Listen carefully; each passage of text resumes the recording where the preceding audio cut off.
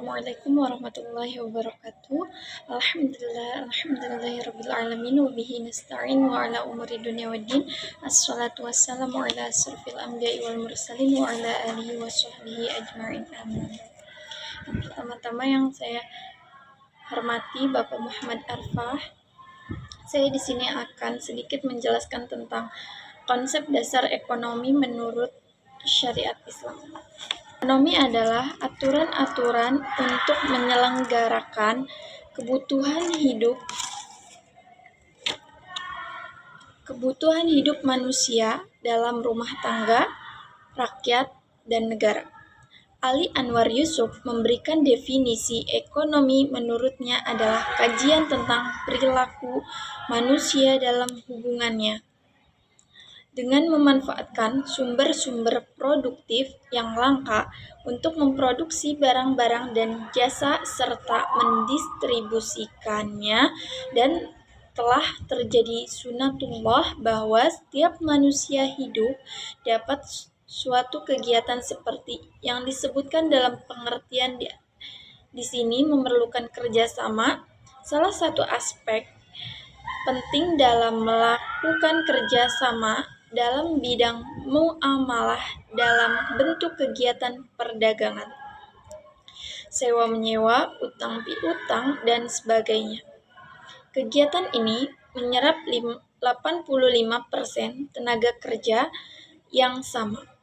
Menurut Monzer Kaf dalam bukunya The Islamic Economy menjelaskan bahwa ekonomi syariat adalah bagian dari ilmu ekonomi yang bersifat tetapi perlu penguasaan yang baik dan mendalam terhadap ilmu-ilmu syariat dan ilmu-ilmu pendukungnya seperti matematika, statistik, biologika, dan usuluddin. Dari beberapa definisi di atas, pengertian yang paling tepat mengenai ekonomi syariah adalah definisi yang dikemukakan oleh Monzer Kaf. Ia mengatakan bahwa ilmu ekonomi syariah merupakan ilmu interdisipliner, perpaduan antara ekonomi konvensional dan ekonomi syariah. Pada awal kehadirannya, ekonomi syariah termasuk lembaga-lembaga yang dilahirkan oleh sebagian masyarakat disambut dengan sikap berpikir dan berasumsi tentang segala sesuatu. Dari beberapa definisi di atas, pengertian yang paling tepat mengenai ekonomi syariah adalah definisi yang dikemukakan oleh Monzer Kaf. Ia mengatakan bahwa ilmu ekonomi syariah merupakan ilmu interdisipliner, perpaduan antara ekonomi konvensional dan ekonomi syariah. Awal kehadirannya, ekonomi syariah termasuk lembaga-lembaga yang dilahirkan oleh sebagian masyarakat disambut dengan sikap berpikir dan berasumsi tentang segala sesuatu dan pesimis. Bahkan dalam beberapa hal ditangani dengan sikap sinis. Sebenarnya sikap ini lahir karena mereka belum memahami dan kurangnya pengetahuan serta sifat kakunya kerangka berpikir yang digunakan dalam memahami ekonomi syariah.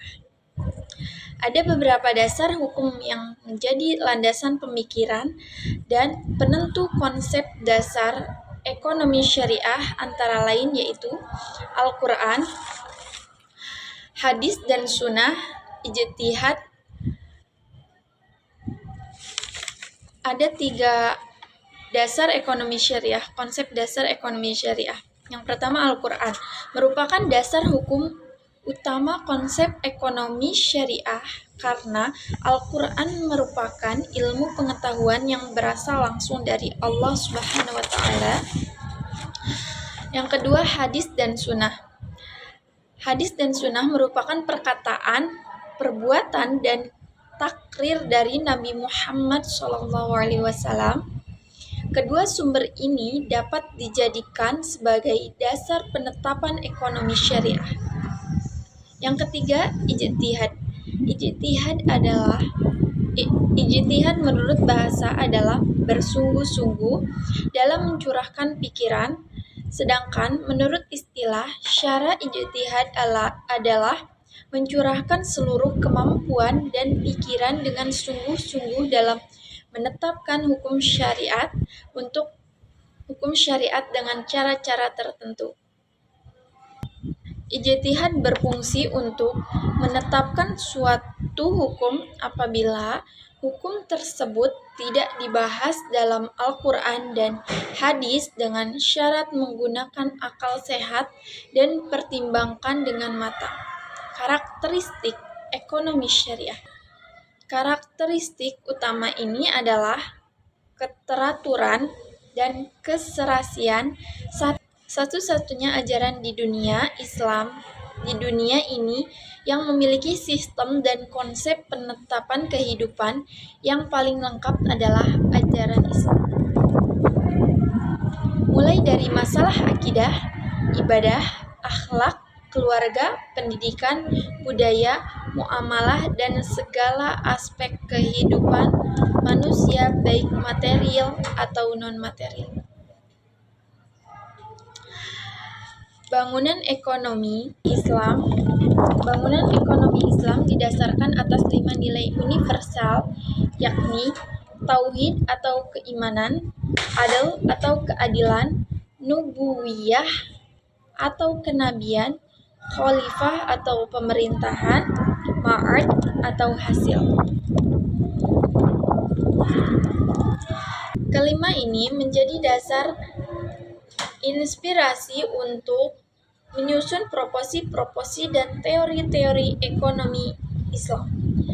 Metodologi ekonomi syariah diperlakukan untuk menjawab pertanyaan.